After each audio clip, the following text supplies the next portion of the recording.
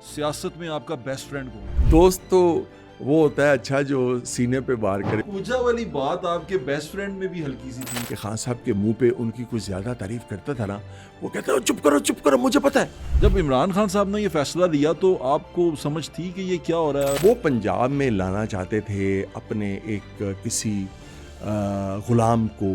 बेगम साहबा इतनी एक्टिव कैसे हो गई? वो इतनी ताकतवर थी कि उन्होंने इमरान खान को सजदा करवा दिया था। यौन चौधरी जो किरदार था ये अभी भी अब आईपीपी में है। ओन चौधरी शायद इस दर्जे पे ना आता, उसे इस दर्जे पे लाया गया। जनरल फैज की मैं बात करूं, उनका किरदार आपको पहले समझ में नहीं आया? ये शख्स अगर इमरान खान के साथ ना जुड़ा होता, इमरान खान बड़े मुहज़्ज़ब तरीके से अपने इक़्तिदार की मुद्दत पूरी कर लेते। इमरान रियाज साहब के बारे में क्या कहेंगे? इतनी सहाफ़त नहीं कर रहे जितनी वो सियासत कर रहे हैं। मरीम नवाज साहिबा पहली खातून वज़ीर आला पंजाब आई। कुछ दो चार फप्पे कुटनियाँ उन्होंने साथ अपने लगाई हुई हैं। शहबाज गिल उधर बैठ के कहते हैं आहो नहीं आहो आहो नहीं आहो। खलीलुर रहमान कमर साहब हमारे एक बड़े अच्छे दोस्त हैं, बड़े मुश्किल में रहे पीछे। एक तकब्बर में आगे हुए थे, उनका लबो लहजा जो है वो बड़ा मुतकब्बराना हो गया हुआ था। हर बंदे ने कहा मैं छुड़ाया, मैं रजा बड़ू। किसी ने कहा सीनियर मिनिस्टर का फोन आ गया चाइना से, उसने छुड़वाया। शोहरत और इज्जत में बड़ा फर्क होता है। मेरे सीने पे किया वार दुश्मन ने मेरी पीठ में मेरे यार का खंजर उतरा। अस्सलाम वालेकुम, मेरा नाम है ज़ुहैब भट्ट और आप देख रहे हैं दिल की बात ज़ुहैब भट्ट के साथ। आज जो शख्सियत हमारे साथ हैं जिनसे हम दिल की बात करेंगे वो यारों के यार हैं, दिलदार हैं, मेरे उस्ताद भी हैं, मेरे बड़े भी हैं, मेरे बड़े भाई हैं। तौफीक भट्ट साहब, अस्सलाम वालेकुम सर। वालेकुम अस्सलाम। कैसे हैं आप?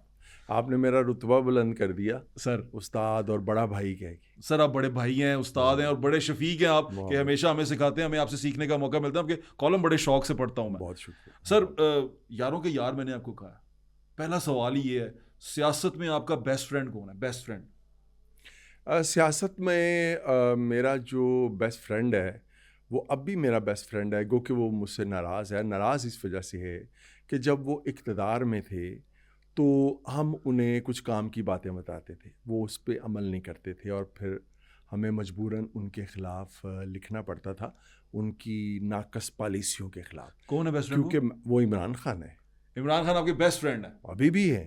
अच्छा। वो नाराज़ है, मैं उनसे नाराज़ नहीं हूँ। वो आपकी तनकीद की वजह से आपसे नाराज़ हुए? 100% ऐसे ही है।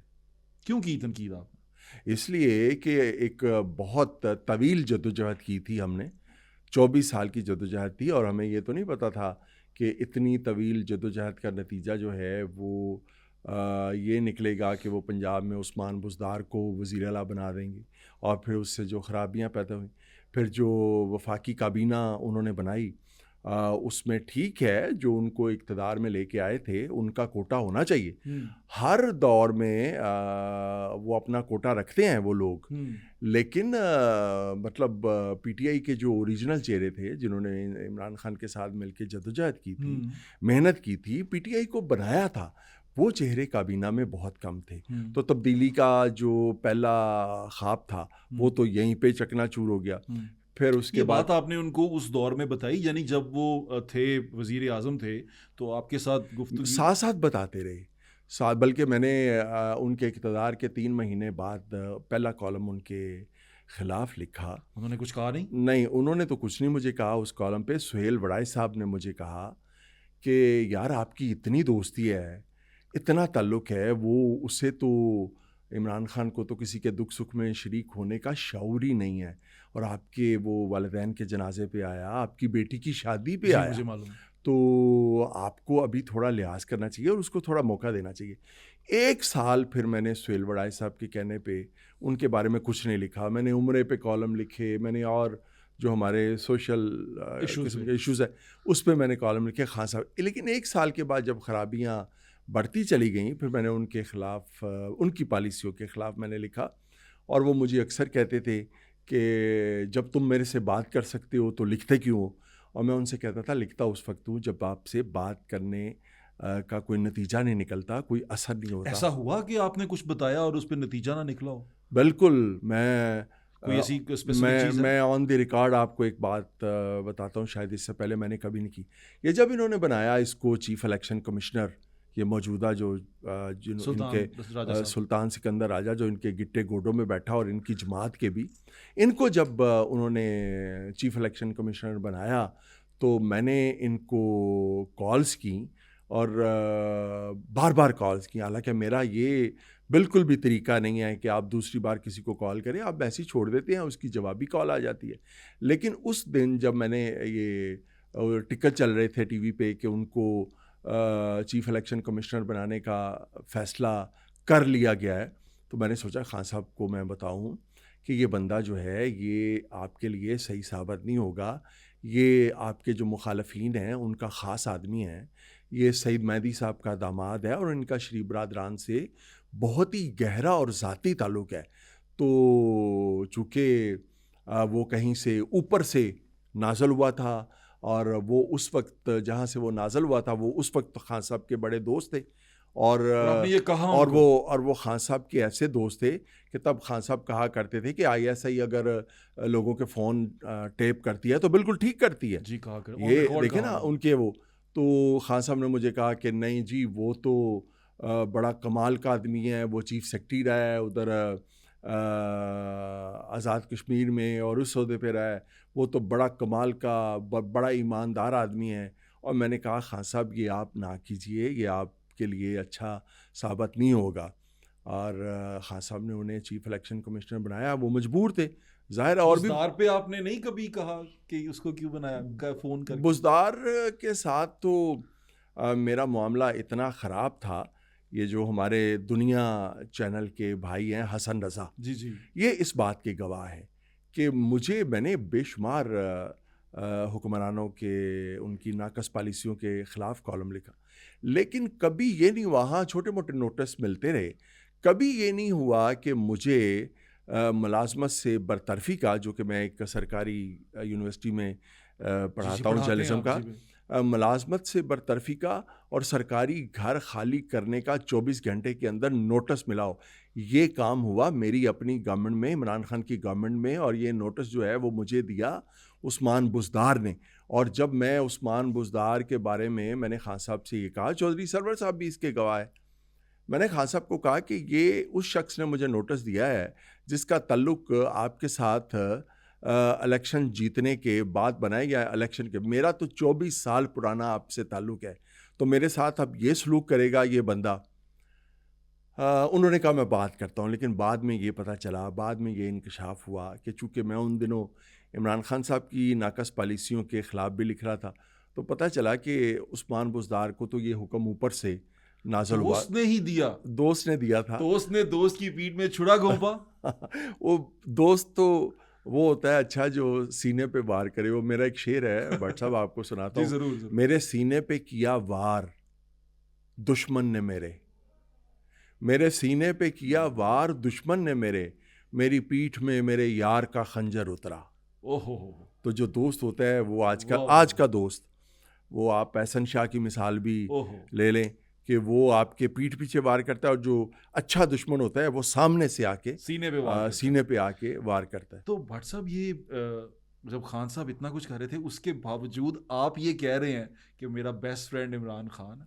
क्योंकि मैं ये समझता हूँ कि जितने भी हमारे सियासतदान हैं, बेशुमार खराबियों के बावजूद इमरान खान उन सब से बेहतर है। सबसे बेहतर है?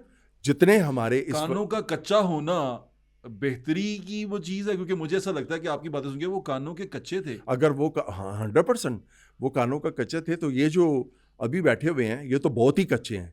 वो अगर कानों का कोई 20% या 25% कच्चा था, ये तो 100% कच्चे हैं। अच्छा, आप माशाल्लाह कश्मीरी हैं, ये भी कश्मीरी हैं। हाँ जी। तो कश्मीरी तो कश्मीरियों के साथ ज़रा मोहब्बत रखते हैं, आपको इनसे मोहब्बत क्यों नहीं है? हाँ, वो मुझे याद है एक बार परवेज़ मलिक साहब मरहूम, वो अपनी बेटी की शादी का दावतनामा लेके आए थे मेरे घर में। तो उन्होंने ये गिला किया था कि यार तू की छड़, तू एवें इमरान खान दे नाल जुड़िया होया है, असी है कश्मीरी ने साढ़े तेरे कश्मीरी भरा ने, तो तू इन्हां दे नाल मैं तेरी मुलाकात करवाना और ये करना वो करना। गो के शहबाज शरीफ साहब से एक ताल्लुक़ मेरा रहा, और जब 99 में जनाब मुशर्रफ की ये शिकार हुए, तो इनकी हुकूमत जब गई तो मैंने बहुत ज़्यादा इनके हक़ में लिखा, और उसका जो है वो ख़मियाज़ा भी मैंने भुगता। मैं ये बरमला कहता हूँ, आप शहबाज शरीफ साहब से तस्दीक कर लें इसकी, कि शहबाज शरीफ जब सऊदी अरब से लंदन गए थे इलाज के लिए, तो लंदन जाके जो उन्होंने पहली तकरीर की थी वो तकरीर मैंने उन्हें लिख के दी थी। शहबाज शरीफ की लंदन में पहली तकरीर मैंने लिख के दी थी शहबाज शरीफ साहब को। यानी उनसे भी दोस्ती आपकी इतनी? ये मैं इतनी थी, लेकिन ये लोग जब इक़्तिदार में आते हैं ना, तो ये कहते हैं कि आप हमारी तारीफ़ ना करें, आप हमारी पूजा करें। अब जायज़ तारीफ़ तो हम कर सकते हैं, करनी भी चाहिए, लेकिन ये अगर इनकी ख्वाहिश हो कि जी आप हमारी पूजा करें और हमें पूजें आप, वो हम नहीं कर सकते। वो हमारे वो अच्छा, ये पूजा वाली बात आपके बेस्ट फ्रेंड में भी हल्की सी थी, खान साहब में भी थी हल्की सी, ये ना इक़्तिदार में आने के बाद? वो पहले नहीं थी। हाँ, पहले नहीं थी। अब मैं आपको ज़ुहैब एक बात बताऊं, खान साहब तारीफ़ अपनी जो है ना वो तारीफ़ से इतने लज्जिक थे कि खान साहब के मुंह पे उनकी कुछ ज़्यादा तारीफ़ करता था ना, वो कहते चुप करो मुझे पता है, चुप करो, वो खामोश करवा देते थे। लेकिन इक़्तिदार के बाद शायद ये कोई हुक्मरानी तकाज़ा होता है कि जब कोई हुक्मरान बनता है वो इतना इसके रसिया हो गए कि वो तो मेरा ख्याल है कि इनके बराबर ही थे इनके इस मामले में। अच्छा चलें, श्री बरादरान, इससे आगे चलते हैं। मैं आपसे, क्योंकि आप एक जर्नलिस्ट हैं और जर्नलिज्म पढ़ाते हैं, आप सहाफ़ियों के उस्ताद भी हैं। अभी आपको एक ज़माना हो गया ये सारी चीज़ कवर करते हुए, देखते हुए, हुक्मरानों को देखते हुए। बेहतरीन हुक्मरान आपकी नज़र में कौन गुजरा है पाकिस्तान की तारीख में? वो तारीख जो आपने खुद ऑब्ज़र्व की है, उसको एक्सपीरियंस की है। देखें, मैं ये समझता हूँ गो कि वो मैं कोई डिक्टेटरशिप की हमायत नहीं करता, ना मैंने कभी इसको पसंद किया है, लेकिन मैं ये महसूस करता हूँ कि एक आज तक हमारे जो बुज़ुर्ग हैं वो अयूब बावे का जो है ना वो दौर याद करते हैं, अयूब खान का। हाँ, वो भी डिक्टेटर था जी ऐसा ही है। और हम डिक्टेटरशिप के ख़िलाफ़ और हम मुशर्रफ का, और हम जो हैं वो कहते हैं कि जो जनरल मुशर्रफ का दौर था वो गो कि जब ये उस दौर में शायद 2003 की बात है, डॉक्टर आमर अजीज़ जो हमारे भाई हैं बड़े और ऑर्थोपेडिक सर्जन है दुनिया के नामवर, तो उनको जब ये उठा के ले गए उसामा बिन लादेन वाले केस में, तो उस वक्त मैं चूँकि पीछे सारी मुहिम चला रहा था इनके, तो मुश्किल वक्त भी आया और जनरल मुशर्रफ ने FC कॉलेज में आना था, तो मेरा घर भी उधर था, तो मुझे 3 दिन के लिए हाउस अरेस्ट भी कर दिया गया घर में कि आप बाहर नहीं निकलेंगे। कि पता नहीं मैं कोई ऐसा एक दहशत गर्द हूँ कि जनरल मुशर्रफ साहब जब आएंगे अपने कॉलेज में तो मैं कोई कुछ कर दूँगा। लेकिन ये तो बहुत ही छोटी और बहुत मामूली चीज़ें हैं। उनकी जब हम मामलात देखते हैं बड़े, मैं दो कहूँ आपकी तरफ से कि अयूब खान और जनरल मुशर्रफ दोनों बेस्ट हुक्मरान थे। अयूब खान का दौर तो ज़ाहिर है हमने नहीं देखा, बुज़ुर्ग बताते हैं जी ठीक हमारे। है। और जो जनरल मुशर्रफ का दौर था उसमें बड़ी तरक्की हुई, एक चैनल था टीवी का, उसके बाद देखें आप BCO चैनल आए, जिद्दत। उस वक्त अगर एक पंजाब यूनिवर्सिटी थी पंजाब में या 2-3 यूनिवर्सिटियां थी, तो फिर आप देखें कि यूनिवर्सिटियां कितनी जो हैं वो तालीम ने तरक्की की, बैंकों ने आप देखें बैंकिंग सेक्टर में कितनी ज़्यादा जो है वो तरक्की हुई, लोग खुशहाल हुए, बिजनेस आया, पैसा लोगों तक गया, पैसा लोगों तक आया, बिजनेस आया। तो मैं तो समझता हूँ कि उनके दौर में बहुत तरक्की हुई पाकिस्तान में। तो इसका मतलब मैं ये लोग भी सुन लें कि अयूब खान के बाद जो बुजुर्गों से सुना, वैसे मैंने बुजुर्गों से भी यही सुना है अयूब खान, तो उसके बाद जनरल परवेज मुशर्रफ, और ये सियासी लोग नहीं इस कैटेगरी में आते अच्छे। लेकिन मैं ये समझता हूँ कि देखें, एक तरफ तो वो डायरेक्ट एक आपका डिक्टेटर जो है वो इक़्तिदार में आया था और वो पाकिस्तान की तरक्की का बाइस बना, दुनिया में पाकिस्तान की इज्जत भी हुई और बेस्ट जो लोकल बॉडी सिस्टम दिया, वो ठीक है। लेकिन अब ये जो डिक्टेटर पीछे रह के काम कर रहे हैं और आगे इन्होंने 2 नंबर लोगों को किया हुआ है, ये क्या है? अच्छा। मैं कहता हूँ इससे बेहतर ये है कि कोई तरक्की का अगर आपने कोई मंसूबा आपके पास अगर है, तो जो कि मेरा ख्याल में ज़हनी तौर पे ये इस काबिल नहीं है जनरल मुशर्रफ के लेवल के कि ये मुल्क को जो है वो उस मकाम पे ले जाएं, लेकिन अगर कोई मंसूबा है तो ये जो 2 नंबर लोग आपने आगे किए हुए हैं इनको पीछे करें और ख़ुद आ जाएं आगे और आके मामला संभालें और कोई मुल्क को किसी तरफ ले जाएं आप लोग। ये क्या आपने बोने आगे ले आए हैं और उनको से आगे बात चलते हैं। इमरान खान साहब के साथ कुछ ऐसे लोग थे जो उनसे अलग हो गए, बाद में तहरीक इंसाफ के लोगों ने उन्हें बड़ा गलत भी कहा। उसका अलीम खान साहब जो उनसे, उन्होंने एक दुरुस्त फैसला किया, आपके दोस्त हैं मैं इसलिए सवाल पूछ रहा हूँ, उन्होंने ये दुरुस्त फैसला किया इमरान खान को छोड़, क्योंकि बहुत सारे लोग ने इमरान खान को नहीं छोड़ा और वो नहीं छोड़ने की वजह से इमरान खान के फॉलोअर्स की नज़र में उनकी इज्जत है, लेकिन ये छोड़ के आपको लगता है कि इन्होंने अपनी सियासत के साथ ठीक किया? मैं ये समझता हूँ कि सियासत के साथ ठीक क्या किया, सियासत में इंसान का और क्या होता है, आप मुझे बताएं पाकिस्तान में कौन सा ऐसा सियासतदान है जो, और फिर पाकिस्तान में असूल हैं क्या, सियासत में आपके असूल होते क्या हैं? यही होता है ना कि आपकी सियासत जो है आपकी किसी तरक्की का बाइस बने, आप मिनिस्टर बन जाएं, आप चीफ मिनिस्टर बन जाएं, आप किसी ओहदे पे पहुंच जाएं जहां पे पहुंच के आप अपने हलके के अवाम की, आप अपने लोगों की खिदमत कर सकें, आप किसी ओहदे पे पहुंच के। आप यकीन करें मैं ज़ाती तौर पे जानता हूँ, जी इसीलिए पूछ रहा हूँ। मैं जब अलीम ख़ान के साथ जुड़ा और इस वजह से, और ख़ान साहब के साथ मेरी नाराज़गी की एक वजह ये भी है कि उन्होंने, अलीम ख़ान ने जितनी खिदमत की पार्टी की और जितना उन्होंने, अलीम ख़ान साहब ने पार्टी को वो आगे लेके गए, इमरान ख़ान को तो ये मतलब तय कर लेना चाहिए था, और उन्होंने तय कर भी लिया था कि पंजाब का चीफ मिनिस्टर जो है वो अलीम ख़ान को बनाएंगे। अच्छा। लेकिन ये आपको शायद मैं ये वाक़या कहीं सुना चुका हूँ कि जब मेरे जो नोटिस में है कि अलीम ख़ान को चीफ मिनिस्टर जो है वो क्यों नहीं बनाया गया, कि जब ख़ान साहब जो हैं इक़्तिदार में आ गए तो पहली मीटिंग हुई उनकी जनरल बाजवा के साथ, तो जनरल बाजवा ने उनसे पूछा कि आपके ज़हन में कौन है, आप चीफ मिनिस्टर किसे बना रहे हैं? तो अलीम ख़ान ने कहा कि जी हम तो हमारे ज़हन में तो अलीम ख़ान का नाम है। इमरान ख़ान ने कहा इमरान खान ने कि हम जो है वो अलीम ख़ान को चीफ मिनिस्टर बनाएंगे। तो उस पे जनरल बाजवा साहब ने अलीम ख़ान की कुछ ज़्यादा ही तारीफ़ कर दी। उन्होंने कहा हाँ बड़ा ज़बरदस्त आदमी है, उसको पहले तजर्बा भी है, वो 2-3 दफ़ा मिनिस्टर भी रह चुका है, तो वो बड़ा ज़बरदस्त आदमी है। ख़ान साहब ये आपका फ़ैसला जो है वो बड़ा दुरुस्त है।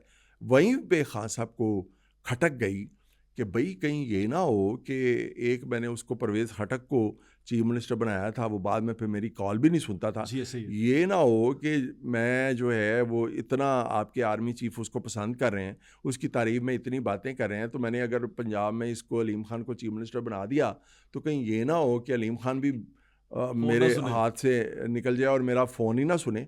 वो पंजाब में लाना चाहते थे अपने एक किसी ग़ुलाम को, और वो ख़ान साहब, यकीन करें मुझे बड़ा, मैं तकलीफ़ से ये बात मुझे करनी पड़ती है कि ख़ान साहब ने जो जितना भी पौने 4 साल गुज़ारे, मैं आपको पूरे यकीन से कहता हूँ उन्होंने वज़ीर आज़म बन के नहीं गुज़ारे, उन्होंने वज़ीर आला पंजाब बन के गुज़ारे, हाँ जी और ऐसे वज़ीर आला पंजाब भी वो ठीक नहीं बने, हाँ जी ऐसे ही है, वो अपने नज़र आता रहा है। ठीक है ना? ऐसे ही है। यानी उनकी जो मरकज़ी जो महकमे थे, उनमें ख़ान साहब की इतनी दिलचस्पी नहीं थी जितनी वो पंजाब के मामलात में मुदाखलत करते थे। और मैं आपको बताऊं, कई जो फाइलें हैं ना, समरियां, वो रुकी रहती थी बहुत से अहम मामलात में, जी मुझे मालूम है। सिर्फ इसलिए कि ख़ान साहब से इसकी मंजूरी ले लें। और ख़ान साहब कई दिन जो हैं वो बुज़दार को उसके मैसेज का रिप्लाई नहीं करते थे, और बेशुमार केसेस जो हैं वो महीनों लटके रहते थे, सिर्फ इसलिए कि ख़ान साहब से बुज़दार ने उसकी अप्रूवल लेनी है जिसकी कोई ज़रूरत ही नहीं होती थी। ये आप ये बेस्ट फ्रेंड इमरान जी खान का बता बिल्कुल, रहा है ये मुझे पता है। बात हम। अच्छा एक और बात बताएं, ज़ाती ज़िंदगी है इसलिए पूछना चाह रहा हूँ कि ये इसके बारे में बात होती है, और अब तो उनको उनके बहुत सारे केसेस में भी बीबी बुशरा को इन्वॉल्व किया गया। बीबी बुशरा पंजाब की रहने वाली हैं, आप पंजाब को बड़ी अच्छी तरह जानते हैं, हर जगह को जानते हैं, आपके बहुत सारे दोस्त बहुत सारी जगहों पे हैं। बीबी बुशरा, फराह गोगी, उनके वो हस्बैंड, वो सारे लोग, वो तमाम नेक्सस को आप मेरे ख्याल से इससे पहले भी जानते थे। जब इमरान खान साहब ने ये फैसला लिया तो आपको समझ थी कि ये क्या हो रहा है, और आपने अपने दोस्त को मशवरा किया? मैं अगर ऐसे इसलिए कह रहा हूँ कि हम यार दोस्त होते हैं ना, कहते ना ना ना करी यार, ए काम ठीक नहीं गा, तो आपने कभी कहा नहीं? मेरी मालूमात के मुताबिक मुझे ख़ान साहब इस बात का यकीन दिलाते रहे कि हमारा वज़ीर आला पंजाब जो है अलीम ख़ान है। अच्छा। मेरे नोटिस में एक वाक़या आया, मैंने जब अलीम ख़ान से इस वाक़ये की तस्दीक की तो उन्होंने सिर्फ मुस्कुरा दिए इस पे। ख़ान साहब ने अलीम ख़ान को बुलाया और उनसे कहा कि भाई मैंने ये फ़ैसला कर लिया है कि मैं आपको पंजाब का चीफ मिनिस्टर बना रहा हूँ, ठीक है।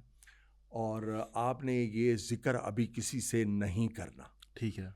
और लेकिन मैंने ये तय कर लिया, जहांगीर बाहर गया हुआ है, वो वापस आता है तो हम ये अनाउंस कर देंगे 1-2 दिनों में। जी ठीक है। खान साहब वहाँ से अलीम खान बड़े खुश होके वापस आए।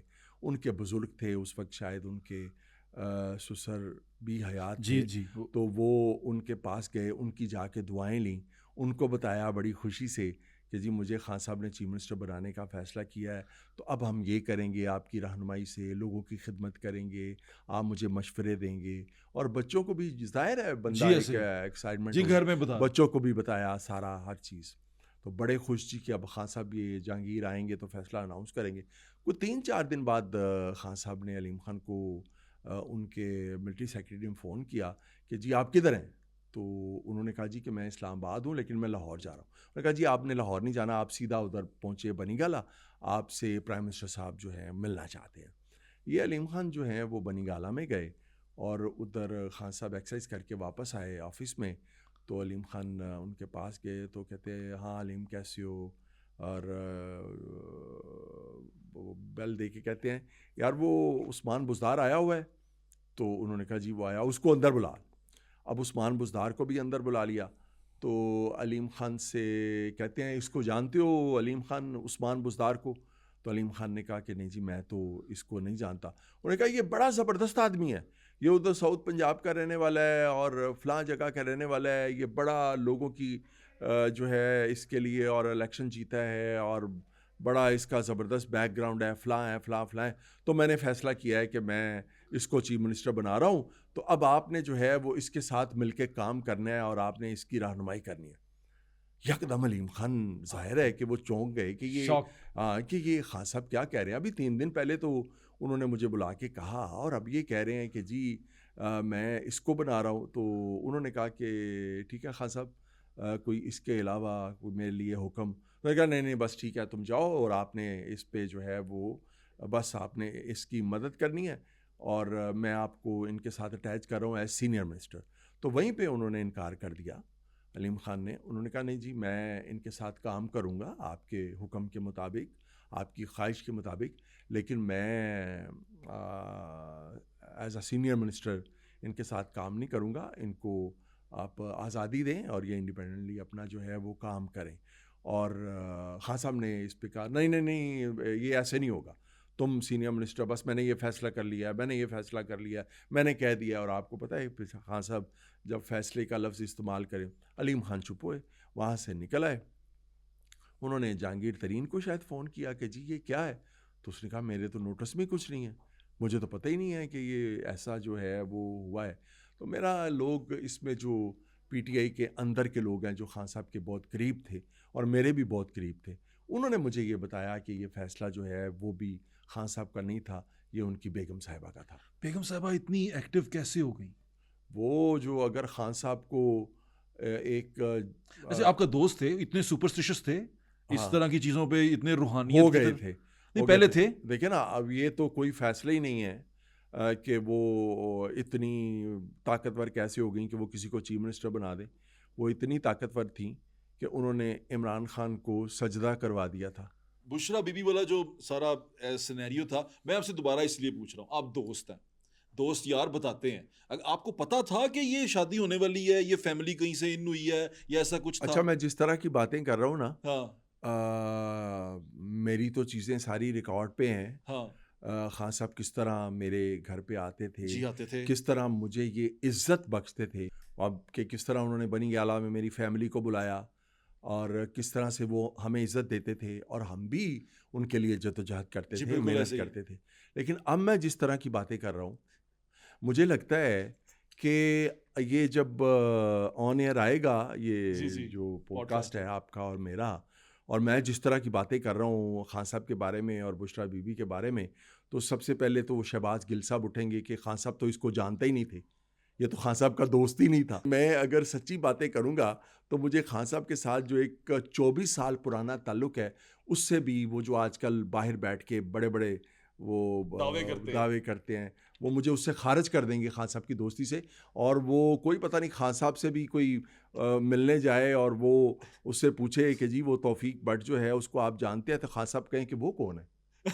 मैं तो उसका नाम ही पहली दफ़ा अच्छा सुना है। ऐसे हो सकता है? मुमकिन है, मुमकिन बिल्कुल है। मुमकिन है। दोस्त को इतना जानते हैं हाँ, आप मैं फिर। इतना जानता हूँ। अच्छा ये बताएं कि ये दोस्ती में बताया नहीं कभी आपने कि ये क्या, या उन्होंने कभी जिक्र किया हो, ये इन कैसे हुई, आपको थोड़ा बहुत तो अंदाजा होगा, देखें, जिंदगी मैं में कैसे आई? बहुत सारे वाक़यात हैं। मैं अब चूँकि मेरा जो दोस्त है वो मुश्किल में है और जेल में है, मैं दुआ करता हूँ अल्लाह उसके लिए आसानियाँ पैदा करे आमीन और उसे मुश्किल में रखने वालों के लिए भी अल्लाह आसानियाँ पैदा करे। आमीन। वो भी सबके लिए। मुश्किल में है। जी ऐसे ही है। ये मुश्किलें दो तरफ़ा हैं। हाँ वो जो वो ज्यादा मुश्किल में है, हाँ, तो उन पे ये वैसे मैं बात करूंगा आपसे। ये दोनों आसानियाँ पैदा हों और मुल्क जो है वो किसी समत में तरक्की करे, मुल्क जो है वो आगे जाए।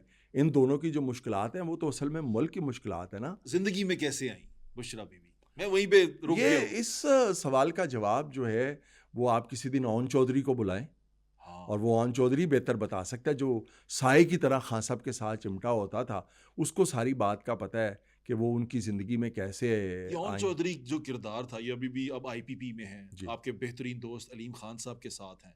ये किरदार खान साहब की ज़िंदगी में कैसे रहे, क्योंकि अब जिस तरह वो खान साहब के बारे में बातचीत करते हैं और उनके बारे में वो राज खोलते हैं, वो मुझे थोड़ा सा वो भी ओन चौधरी छोटे भाइयों की तरह है। दोस्त है बड़ा अच्छा। खान साहब का भी बहुत अच्छा दोस्त क्या था, आप यकीन करें कि मुझे नहीं पता कि खान साहब ने बाद में उसके साथ कैसी बदसलूकी की कि वो इस लेवल तक चला गया। ओन चौधरी जो कि उसको नहीं जाना चाहिए था। मैंने तो अपनी आँखों से देखा हुआ है कि कंटेनर में इमरान खान के जो पाँव हैं, वो एक टब में पानी होता था और ओन चौधरी जो है वो खान साहब के पाँव साफ करता था। मैंने ये मंजर भी देखा हुआ है, आपने आंखों से देखा हुआ है। आंखों से देखा हुआ है। खान साहब के कपड़े कौन से पहनेंगे, खान साहब शूज़ कौन से पहनेंगे। गो कि खान साहब को इन चीज़ों से कोई वो ख़ास रग़बत नहीं है कि मेरे कपड़े ये होने चाहिए मेरे, वो तो एक सादी सी तबीयत के आदमी है। लेकिन मैंने देखा हुआ है कि ओन चौधरी जो है वो खिदमत किस लेवल की करता था। अपने और लीडर ख़ान की। साहब अपने लीडर की और ख़ान साहब ने फिर बाद में जो बुशरा बीबी ने जो किया, जो मेरे नोटिस में है कि एक इतना करीबी उनका शख्स, तो बुशरा बीवी को पता नहीं उससे ओन चौधरी से क्या ऐसा खदशा पैदा हो गया था, या उसने ओन चौधरी और खान साहब के दरमियान तल्लक में क्या ऐसी चीज़ देख ली थी कि उसने ओन चौधरी को खान साहब से दूर करना अपना सबसे पहला कदम समझा कि मैं ये सबसे पहला तो ये कदम उठाऊं कि यहाँ तक कि एक शख्स जो इमरान खान की सियासी ज़िंदगी में, उसकी ज़ाती ज़िंदगी में इतनी जदोजहद जिसने की हो, तो आप उसको जो तकरीब हलफ बर्दारी है उसमें भी आप उसको इनवाइट ना करें और मना कर दिया गया हो कि जी ओन चौधरी जो है वो इस तकरीब में नहीं आएगा।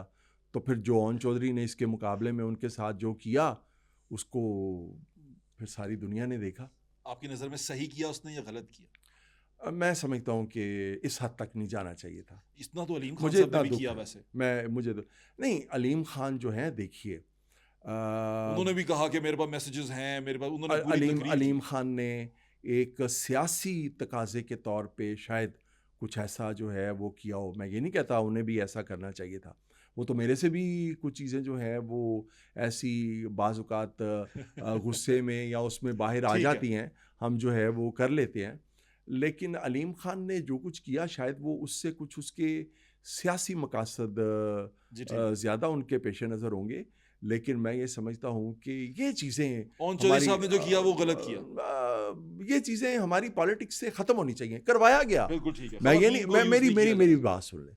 ओन चौधरी ने जो कुछ किया या जिसने भी जो कुछ किया, उनसे ये उन्होंने मैं आज भी पूरे दावे से कहता हूँ, ओन चौधरी के ख़िलाफ़ इमरान खान जितनी मर्ज़ी बदसलूकी मज़ीद भी कर लेते, लेकिन ओन चौधरी शायद इस दर्जे पे ना आता, उसे इस दर्जे पे लाया गया, वो मजबूर था। चलो, एक तो उनकी एडवाइज़र थी, उनकी वाइफ, उनके बारे में हमने बात कर ली, मज़ीद बात नहीं इसलिए नहीं करेंगे, मैं खुद नहीं चाहता कि ख़वातीन के बारे में हम जी। इस तरह यहाँ बैठ के बात करें। दूसरे जो शख्स थे, जो अब ज़ेरे अताब हैं, जिनके ऊपर ये इल्ज़ाम अब चार्जशीट में है कि उन्होंने सियासी उसमें प्रोसेस में, सियासी सिस्टम में मुदाखलत की, ड्यूटी में रहते हुए भी, ड्यूटी के बाद भी, जनरल फैज़ की मैं बात कर रहा हूँ।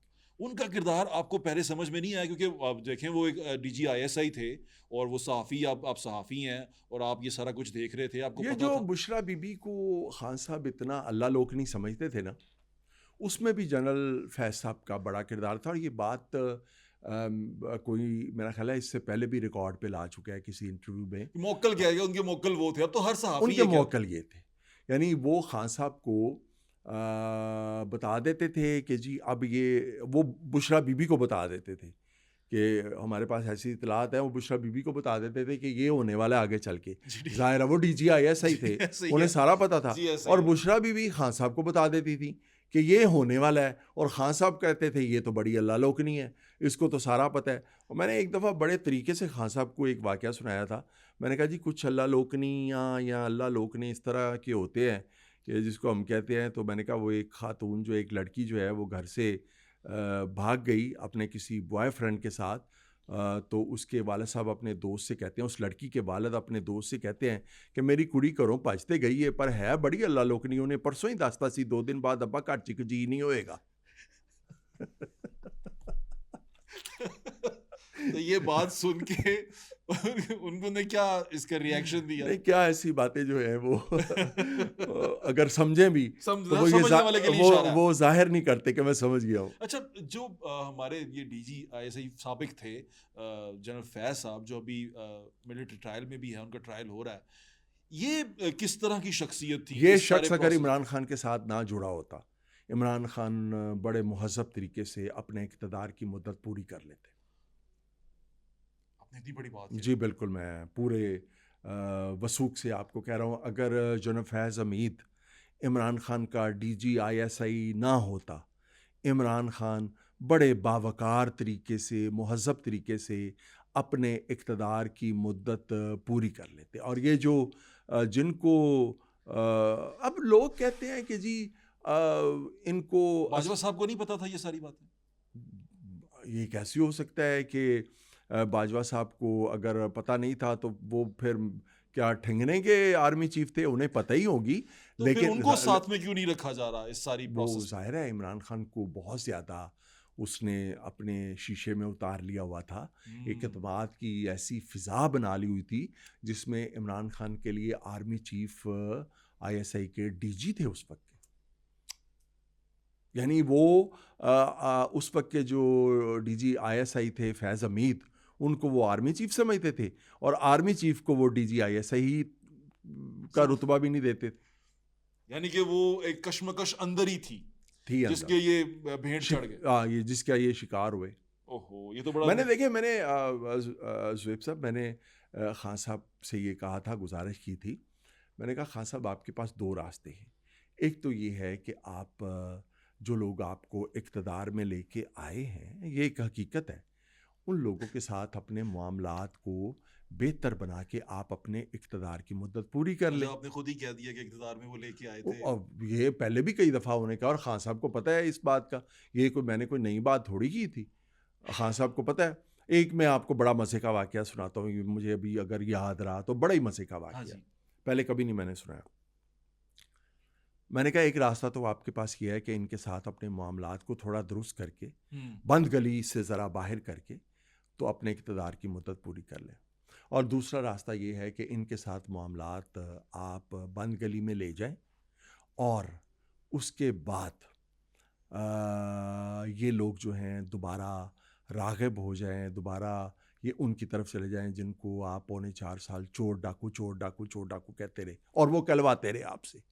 और ये मजबूर हो जाएं कि दोबारा उन चोर डाकुओं को इक़्तिदार में ले आएँ। तो मैंने कहा खान साहब खुदा का वास्ता है, इन चोरों और डाकुओं से आप हमें बचाएं, कम से कम 1.25 साल तो बचा लें यार।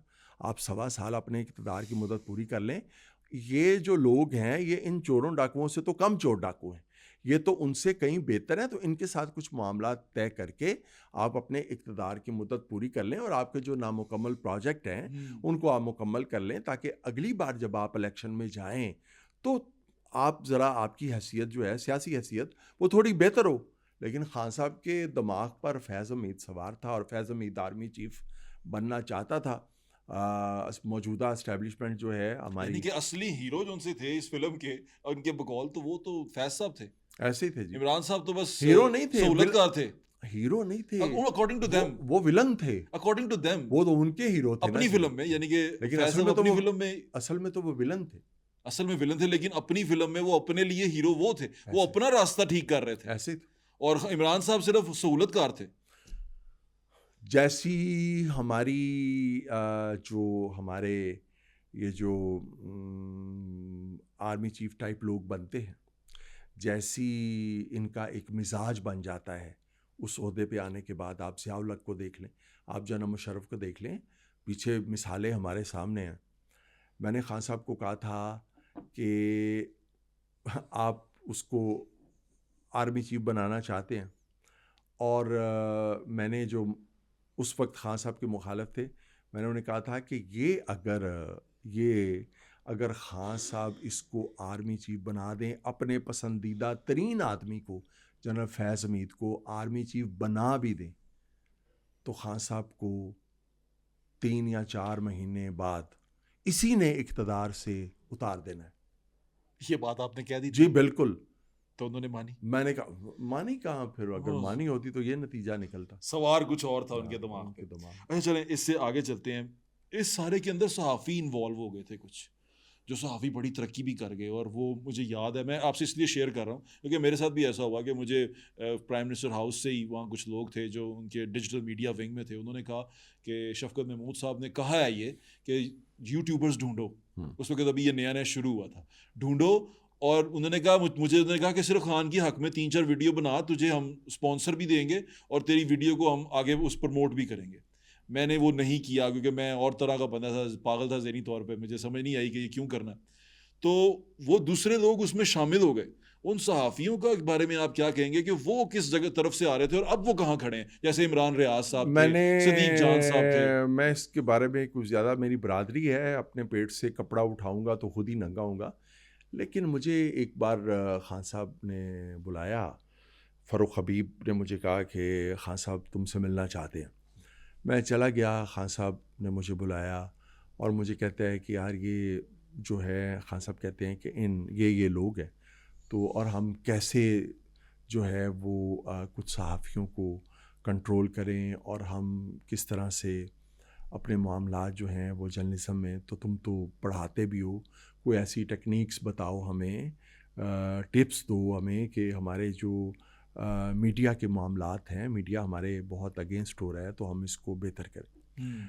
तो मैंने इन्हें 3-4 नाम बताए। मैंने कहा जी कि ये इस वक्त बहुत हमारे अगेंस्ट आ रहे हैं, तो आप इनके साथ मिलें जी, मुलाकात करें। जी ठीक है। तो मुझे कहते हैं तुम किसी दिन इनको ले आओ। मैंने कहा बिल्कुल मैंने ये नहीं करना। उनको ये तासुर ही नहीं मिलना चाहिए कि इस मुलाकात का एहतमाम मैं कर रहा हूँ। उनको ये तासुर मिलना चाहिए कि प्राइम मिनिस्टर साहब खुद आपसे मिलना चाहते हैं। मैं बीच में नहीं आऊँगा खान साहब, ये मैं आपको बिल्कुल सही, एक जो दोस्त है वो मशवरा, अदरवाइज़ मैं तो अपने नंबर बना लूँ ना। मैं उन्होंने कहा जी आपको जो है वो मैं लेके चलता हूँ प्राइम मिनिस्टर के पास, तो हो सकता है वो मेरी बात को भी रद्द कर दें। लेकिन जब आप खुद उनसे रब्ता करेंगे, और वो आपके पुराने मेहरबान हैं और उस वक्त के मेहरबान हैं जब आप इक़्तिदार में नहीं थे, तो फिर क्या हुआ? तो हमने कहा था कि इन लोगों को आप मोहब्बत से लोगों के दिल जीते, और कई मिसालें मैंने दी। जरदारी की मिसाल मैंने दी कि मैं जब नवाए वक्त में था, खान साहब, मैं इतना उसके ख़िलाफ़ लिखता था, वो फ़ोन करता था मुझे और एक ही बात करता था कि आप जो कर रहे हैं आप वो काम करते रहें। ज़ाहिर है जब जरदारी साहब ने कहा, ज़ाहिर है जब आप मेरे काम में मदाखलत नहीं करते कि मुझे सदारत कैसे करनी चाहिए, कैसे नहीं करनी चाहिए, तो मैं आपके काम में बेटा कैसे मुदाखलत कर सकता हूँ कि आपको सहाफ़त ऐसे करनी चाहिए, सहाफ़त ऐसे नहीं करनी चाहिए। मेरी ख्वाहिश तो बस इतनी सी है कि हम आपको अपना दोस्त बनाने में कामयाब हो जाएं। वाह! ये उन्होंने 2-3 बार फ़ोन पे मुझे ये कहा कि हमने आपको अपना दोस्त बनाना है। और उसके बाद मैं जब भी कॉलम लिखने बैठता था और उसकी किसी नाकस तरीन पॉलिसी पे भी मैं जब लिखता था, तो अल्फाज में मेरे सख्ती पता नहीं कौन सी कुव्वत गायब कर देती थी और मेरे अल्फाज बड़े नरम हो जाया करते थे। कि बातचीत की वजह से ये होती है मोहब्बत। जी, ऐसे ही है। अच्छा चले ये बताएं, ये इमरान रियाज साहब के बारे में क्या कहेंगे आप? ये मोहब्बत तो ज़्यादा हो गई ना, वो तो अन्नी मोहब्बत बना दी उन्होंने कि उन्होंने हर चीज़ उसके बारे में, हर चीज़ में खान साहब, और अब तो मेरे ख्याल से वो पार्टी के लीडर भी बनने जा रहे हैं शायद। अल्लाह करे जी वो पार्टी के लीडर बने, उनका हक बनता है इमरान रियाज का। लेकिन मैं ये समझता हूँ हमारा वो कोलीग है, और बास मामलात में जो सच मैं बोलना चाहता था और किसी वजह से मैं नहीं बोल सका, वो इमरान रियाज ने बोले और उसका उसने खुमियाजा भी भुगता। तो जब उसकी इस पोजीशन को हम देखते हैं तो उसके बारे में अब हम क्या कहें, वो भी एक बज़ाहिर मुश्किल ज़िंदगी जो है बज़ाहिर जी ऐसे ही है। गुजार रहा है। हाँ, तो अल्लाह उसके लिए आसानियाँ पैदा करे। तो वो ठीक है सहाफ़त, जो सहाफ़त वो आ, कर रहे हैं? मैं ये समझता हूँ कि वो शायद, हाँ ये मैं ज़रूर कहूँगा, ये बात ठीक है कि वो शायद इतनी सहाफ़त नहीं कर रहे जितनी वो सियासत कर रहे हैं। तो चूँकि उनका मकसद अगर ये है कि मुझे सियासत में आना है, तो फिर तो वो ठीक ही कर रहे हैं। फिर सहाफ़त का ना नाम लें, ऐसा है, ऐसा करना चाहिए। तो वो बस लेते हैं। अब आपकी जो सहाफ़त है वो सियासत से अलग नहीं कर सकते आप, और आपकी जो सियासत है उसको आप उससे अलग नहीं कर लेकिन सकते। सहाफ़त को तो चीज़ें, सियासत की तरह नहीं करना चाहिए। सहाफ़त को सियासत की तरह नहीं करना चाहिए, उस सियासत की तरह करना चाहिए जिसे हम इबादत का दर्जा देते हैं। जी बिल्कुल ठीक है। अच्छा सर, आगे चलते हैं। हमारी सीएम पंजाब हैं मरीम नवाज साहिबा, पहली खातून वज़ीर आला पंजाब आई हैं। कैसे से देखते हैं आप इसको, और इनकी कारकर्दगी को कैसे देखते हैं? देखें, अभी तो हमारे पेश नज़र जो है ना, वो बुज़दार की गलीज़ तरीन कारकर्दगी है। अगर उस कारकर्दगी का हम इनके सवा साल से या साल से सवा डेढ़ साल से मुकाबला करें, तो फिर तो ये हमें एक बेहतरीन वज़ीर आला लगती हैं। जी ऐसे ही है, ठीक है। ऐसे ही है। लेकिन अगर हम चूँकि अभी वो दौर गया, तो फिर उसके बाद मोहसिन नकवी साहब ने जो मिसालें सेट की, जिस स्पीड से उन्होंने काम किया, तो वो एक मशहूर हुई थी शहबाज स्पीड। मोहसिन स्पीड। उसके बाद फिर वो मशहूर हो गई मोहसिन स्पीड। जी ऐसे ही है। जितने काम हुए जी ऐसे ही है। तरक्याती, और जितने, फिर एक चीज़ जो है ना वो मैं समझता हूँ कि जो एक लिहाजदारी जो कि हमारे सियासी रवैयों से अब बिल्कुल आउट हो चुकी है। ठीक है। ये जो लोग ज़िंदगी में बड़ी कामयाबियां हासिल करते हैं ना, उनमें ये मोहब्बत, ये मुरव्वत, ये रख रखाव, ये लिहाज, ये बहुत मैटर करता है। जिसमें ये चीज़ें नहीं होंगी वो कभी, और आजिज़ी, जिसमें ये चीज़ें नहीं होंगी वो ज़िंदगी में कभी उस मकाम तक नहीं पहुंच सकेगा जिस मकाम तक मोहसिन नकवी पहुंचे। तो तो मरीम इज गोइंग गुड। मैं अभी तो हम ये नहीं कह सकते। डिसाइसिव है, अभी आपको पता हाँ, नहीं। अभी वो ठीक है, अभी देखें अभी देखते वो हैं। क्या, कब ये जो कोई दो चार फफे कुटनियाँ उन्होंने साथ अपने लगाई हुई हैं, जिसको वो शहबाज गिल साहब के, वो शहबाज गिल उधर बैठ के कहते हैं आहो नहीं आहो, आहो नहीं आहो, आहो नहीं आहो, जो हर मामले में ये थोड़ा सा करें, और ये सोचें कि भाई ये जो टिकटॉक हैं और इस तरह की चीज़ें हैं नुमाइशी किस्म की, इससे थोड़ा मैं पीछे हट के, हर वजीर सिद्धू के गाने लगाता है अपने उसके ऊपर, टिकटॉक के ऊपर। हाँ तो ठीक है जी, वो अगर सिद्धू जो है वो ज़िंदा होता तो हम उसको पाकिस्तान में ला के वज़ीर आज़म बना देते। बिल्कुल ठीक है। हाँ। अच्छा सर, ये इसकी बात तो हो गई। अब सोशल मीडिया का आपने जिक्र किया, टिकटॉक का जिक्र किया। एक यूट्यूबर हैं हमारे मुल्क के, बड़े नामवर यूट्यूबर्स में आते हैं। अब तो कंटेंट पे मैं उनके नहीं जाता, बात नहीं करता ये, क्योंकि वो उनका कंटेंट है, लोग देख रहे हैं। वो पिछले दिनों पकड़े गए और उन पे दो चीज़ें पड़ी। एक शेर का बच्चा था, और वो शेर का बच्चा क्योंकि शेड्यूल में ही नहीं है शेर, तो वो फार्म हाउस था नहीं उनके पास, तो उन पे केस पड़ा। वो केस ठीक था। लेकिन एक थी जो ममनुआ बोर की राइफल थी, हम्म। जो उनके पास से मिली, और उसका लाइसेंस नहीं था उनके पास, जिस पे वो पकड़े गए। ममनुआ बोर की राइफल जो है, उसका जो केस बनता है उस पर शख्सी ज़मानत नहीं होती। वो शख्सी ज़मानत भी उनकी हो गई। और वो हमें जब पता चला, मैंने डिग आउट किया। वैसे तो उसको क्लेम करने वाले बड़े सारे लोग थे, हर बंदे ने कहा मैं छुड़ाया, मैं रजब बाड़ू, किसी ने कहा सीनियर मिनिस्टर का फोन आ गया चाइना से, उसने छुड़वाया, किसी ने कहा कि वजीर खेल थे वहां पे, उनका ड्राइवर जाके वो जमानत दे के आया, इस तरह करके आया। लेकिन मुझे जो पता चला, मैंने जाना कि वो आपने फोन किया था और आपने लोगों से कुछ बातचीत की थी कि उनको रिलीज कर दिया जाए, उन पर सख्ती ना की जाए, ऐसा है? ज़ुहैब, मैं इस सवाल का जवाब नहीं देना चाहता, चूँकि मैं ये समझता हूँ कि अगर आप ये समझते हैं कि आपने कोई ऐसा काम किया है, फिर वो उस वक़्त तो हम यही समझते थे वो हमारी नहीं, बरादरी मैं है। सच जानने के लिए कर रहा हूं, हमारी बरादरी है वो। नहीं, नहीं, मैं उस वक़्त यही समझते थे। अच्छा, आपने मेरे जुमले पे गौर नहीं ठीक किया। उस ठीक। वक़्त हम यही समझते थे मैं कि वो हमारी बरादरी है। जी तो फिर वो जो एक खून है, आपको पता है बरादरी जी, के ऐसे लिए ही आप ऐसे जो ही। अब मुझे कोई पता चल जाए कि मेरा भाई जो है ज़ुहैब बट वो किसी मुश्किल में है, तौफ़ीक बट पीछे नहीं जी खड़ा मुझे होगा, मालूम तो है, फिर ये तो जब बुरी वो बात मेरे है। पे मुश्किल वक्त आया था, आया भी था। नहीं, नहीं, नहीं, वो तो आप गुज़ारिश ये है कि मैंने जब रजब भट्ट मेरे घर आए थे, मैंने उनसे एक बात कही थी। मैंने कहा था वो थैंक यू करने आया था। जो मैंने उनसे ये कहा था, मैंने कहा जो भी आपको कहे ना कि उसने आपको छुड़वाया है, आपने कहना भाजी बड़ी मेहरबानी है, वाकई जरा ना मैनू भी यही इतला है कि तुसी मैंने छुड़वाया। लेकिन मैंने रजब भट्ट को, मैंने भी और जिन्होंने उसको छोड़ा था उन्होंने भी उसे कुछ चीज़ें बता दी थी कि ये सारा कुछ जो है आपके लिए ये नरमी या रियायत जो है वो कैसे मुमकिन हुई। मैंने भी रजब भट्ट को वो सारी अच्छा, आप चीज़ें जो उसे है बार वो, बार बट कह रहे हैं, वो तो भट्ट है। सॉरी, वो भट्टी है बट, लेकिन मैं आपको एक बात बताऊं, अच्छा, आप अपने बुजुर्गों से पूछें, आप यकीन करें कि अब मुझे नहीं पता कि वो तो उसने तो कभी इस चीज़ को वो नहीं किया।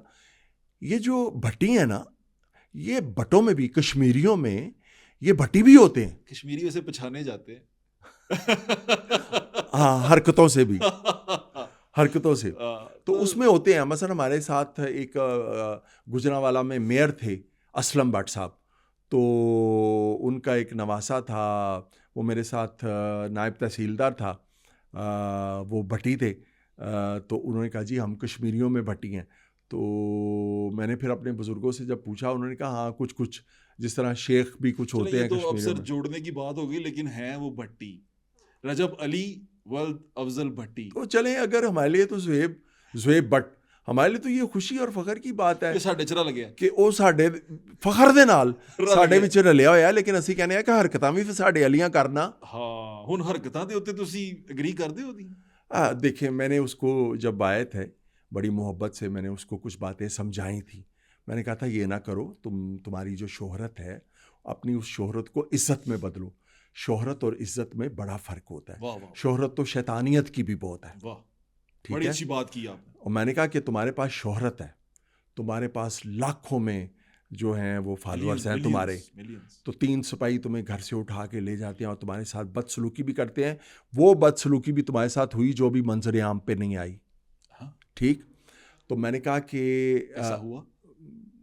चले अब, हल्का सा बता दें। नहीं नहीं, छेड़ दिया मतलब आपने देखिए, मुझे। अगर किसी को कोई मुंह से उसके साथ उसको अब्यूज़ करता है या कोई गाली दे देता है या कोई थप्पड़ मार देता है, तो एक इज़्ज़तदार आदमी जो इज़्ज़त को महसूस करता हो उसकी क्या हालत होती हाँ, होगी। ठीक है। जो तो इज़्ज़त को बिल्कुल महसूस नहीं करता, जिसको अपनी अना की कोई परवाह नहीं है, इज़्ज़त की कोई परवाह नहीं है, उसके लिए तो ये रूटीन की बातें हैं। लेकिन जो इज़्ज़तदार शख्स है उसको अगर कोई गाली दे देता है, उसको बड़ा अगर कोई है, वो मेंटल ट्रॉमा बन जाता। तो मैंने कहा कि तुम्हारे पास थी शोहरत। मैंने कहा रजब, आपके पास शोहरत थी, आपको 3 सिपाही घर से उठा के ले गए एक ऐसे केस में जो पुलिस दरवाजे पे आए तो उसको 5,000 रुपया दे के कहते हैं कि कह दो असी गए सी तो मुंडा नहीं लभ्या या कुड़ी नहीं लभी। ये 5,000 का केस सी, ठीक है। और चुक ले आए ने। और हमारे पास थी इज़्ज़त, तो हमने इज़्ज़तमंदी से आपको वहाँ से रहा करवा लिया। बाइज्जत। तो आप ये कोशिश करें अपना कंटेंट ऐसा बनाएं कि आपकी जो शोहरत है वो आपकी इज्जत में बदल जाए। बेशक। मैंने कहा जहेज़ के ख़िलाफ़ आप करें, आप बनाएं ऐसा हमारे उसकी शादी तो मतलब अच्छा माशाल्लाह। अच्छा, मैंने कहा इसी तरह जो हमारी और मुआशरती ख़राबियाँ हैं, समाजी बुराइयाँ हैं, उन पे आप जो आपकी शोहरत है उसको आप कैश करवाएं, ताकि लोगों में एक अच्छा जो है वो मैसेज आए। बेहतरीन मशवरा था अब उसको समझाया तो था, लेकिन उसके बाद मैंने कुछ उसकी ऐसी वीडियोस देखी, मुझे लगा ये शायद मैंने मशवरा दे के ठीक नहीं किया। अच्छा, हम्म, आपको ये लगा कि ये गलत बंदे को मशवरा मुझे दे दिया? लगा ऐसे। सर अब इसी से एक और बात आगे चलती है। मैं कल जवाद अहमद साहब यहाँ पर आए हुए थे, वो बात कर रहे थे कि सियासत की, वो सोशलिज्म, कम्युनिज्म, इन सारी बातों के। मैंने उनसे कहा कि हमारी नस्ल तो फ़ैन है डक्की भाई की, जैनब के पप्पा की और ये रजब की। ये तो ये चीज़ें देखते हैं और मिलियंस में देखते हैं, और हर बच्चा जो नया बच्चा बड़ा हो रहा है वो इनका फ़ैन है, वो इनके पीछे मोबाइल लेके भागता है।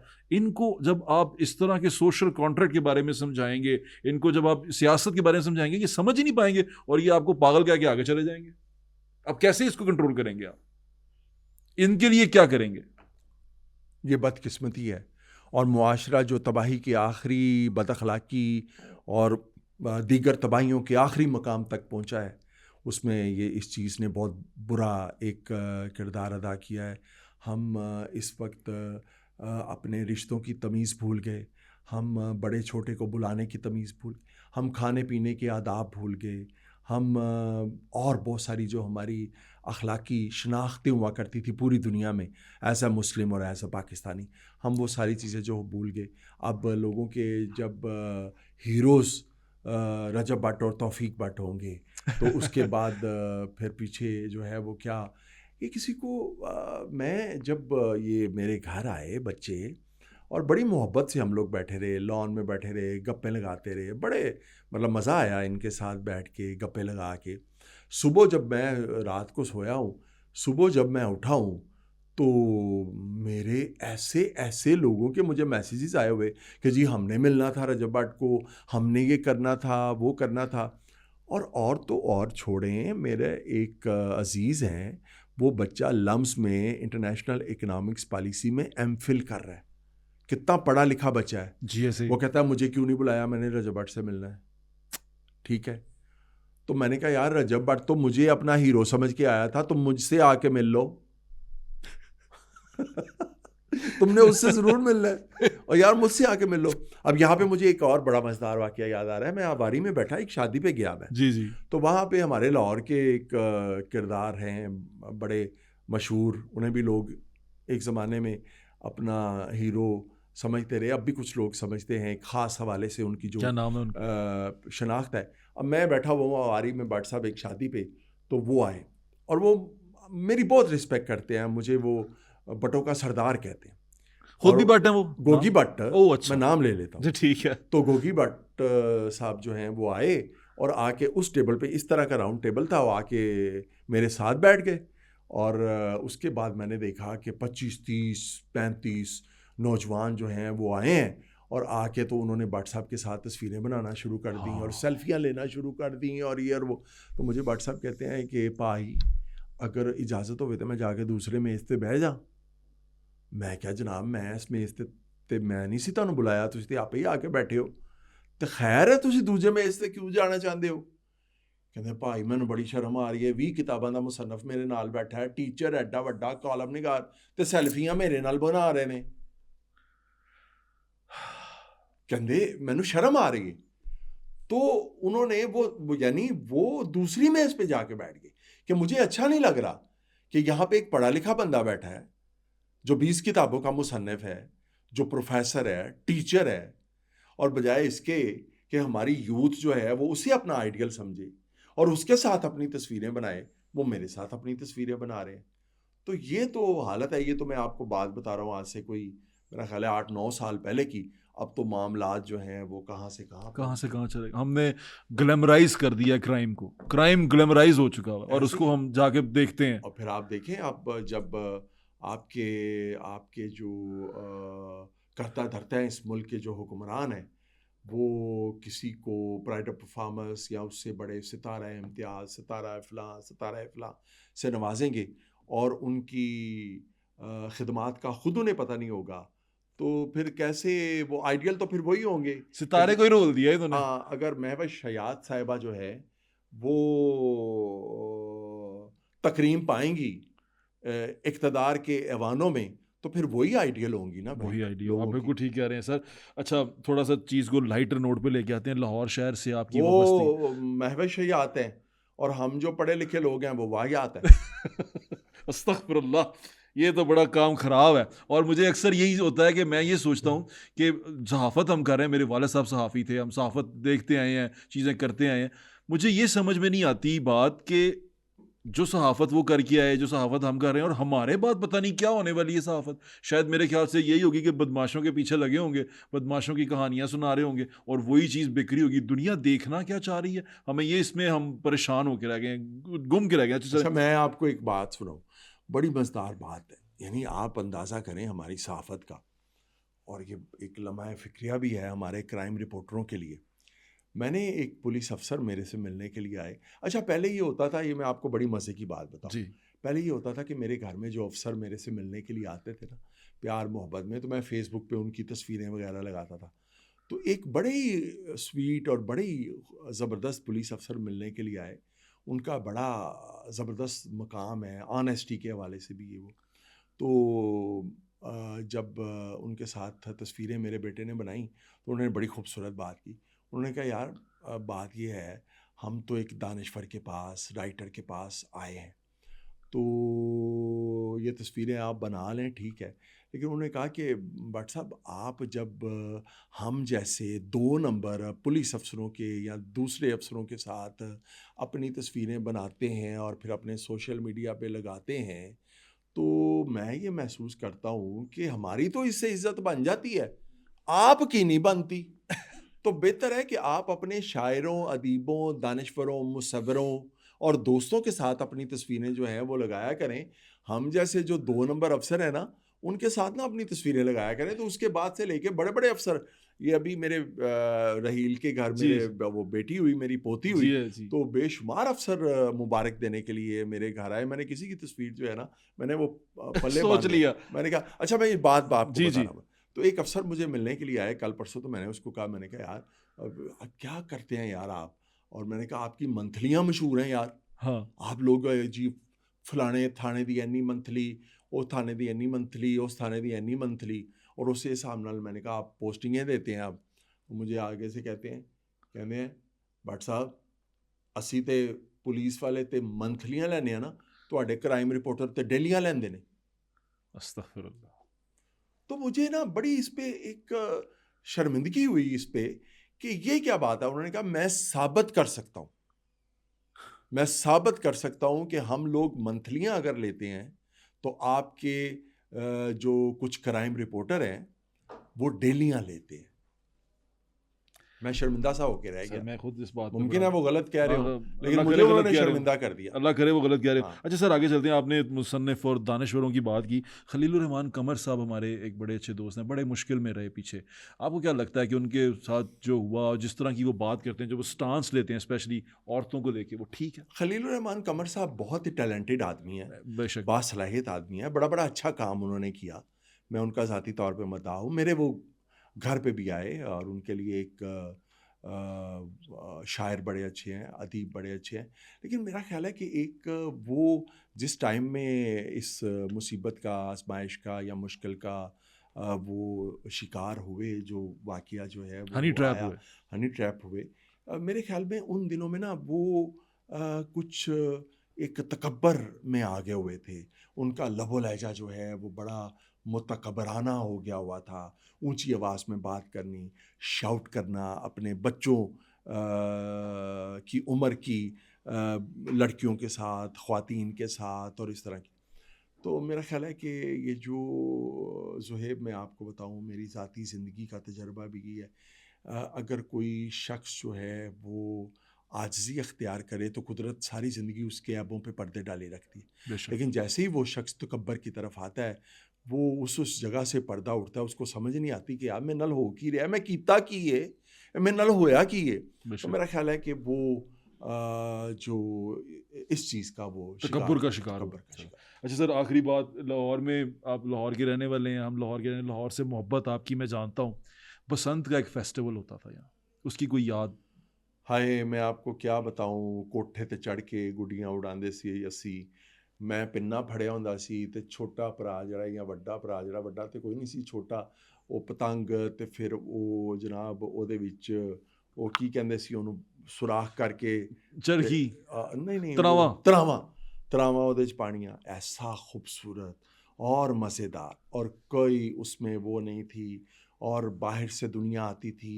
मियाँ यूसुफ सलाउद्दीन की हवेली में इस त्यौहार को मनाया जाता था, हम भी वहाँ पे जाते थे, इतनी खूबसूरतियाँ थीं। इस त्यौहार को बजाय इसके कि हम इसको मज़ीद बेहतरियों के साथ इसकी रिवाइवल करते, हमने इसको इस पे जो है वो खून के धब्बे। वो आप कितनी ज़्यादती है कि अब हम जैसे लोग जो इस त्यौहार को कभी बड़ा अपना महबूब त्यौहार समझते थे, अब हम भी समझते हैं कि अगर पंजाब का हुकूमत, त्यौहार। हम भी समझते हैं कि हुकूमत ने अगर इस त्यौहार पे पाबंदी लगाई है तो ठीक लगाई है। कौन तड़पता देखे अपने लोगों को, गर्दनें कट रही हैं। लेकिन आप मुझे बताएं कि कोई एक ऐसा हुकूमत ने किसी को निशाने इबरत बनाया है कि कोई ऐसी डोर बनाने वाला फांसी पे चढ़ा हो, उसका पुलिस मुकाबला किया गया हो, उसको पुलिस मुकाबले में मारा गया हो, कोई एक बताएं। जिस दिन ये निशाने, छोटे छोटे बच्चे पकड़ते हैं जिस सीढ़ियां दिन लगा के। जिस दिन ये निशाने इबरत बन गए ना, ये असल मुजरम जिस दिन निशाने इबरत बन गए, ये जो धाती तारें, प्लास्टिक की ये तारें। सारी चीज़ें ये ख़त्म हो जाएंगी। ये गवर्नमेंट को चाहिए कि इनको सख्त से सख्त सज़ाएं दें, इनके लिए कवानीन बनाएं, और फिर अपना जो बसंत का खूबसूरत त्यौहार है उसको रिवाइव करें। सर आपके वक्त का बहुत बहुत शुक्रिया, बहुत आप आए, बहुत बड़ा मज़ा आया मुझे आपसे बात करने का, स्पेशली आपके बेस्ट फ्रेंड्स के बारे में बात करने, क्योंकि मैं कुछ राज ऐसे थे मैं जानना चाहता था आपसे, तो आपने वो हमें इस पॉडकास्ट के ज़रिए हमारे दोस्तों तक पहुंचाए, उसके लिए आपका बहुत शुक्रिया sir, thank you so much. आपकी इंशाल्लाह दोबारा हाजिर होंगे किसी और गेस्ट के साथ, और इसी तरह दिल की बातें करते रहेंगे। आपसे दरख्वास्त ये है कि हमें सब्सक्राइब करें और अपने फीडबैक से कमेंट सेक्शन में ज़रूर हमें आगाह कर दिया करें। अपना ख्याल रखें। अल्लाह हाफ़िज़। पाकिस्तान जिंदाबाद।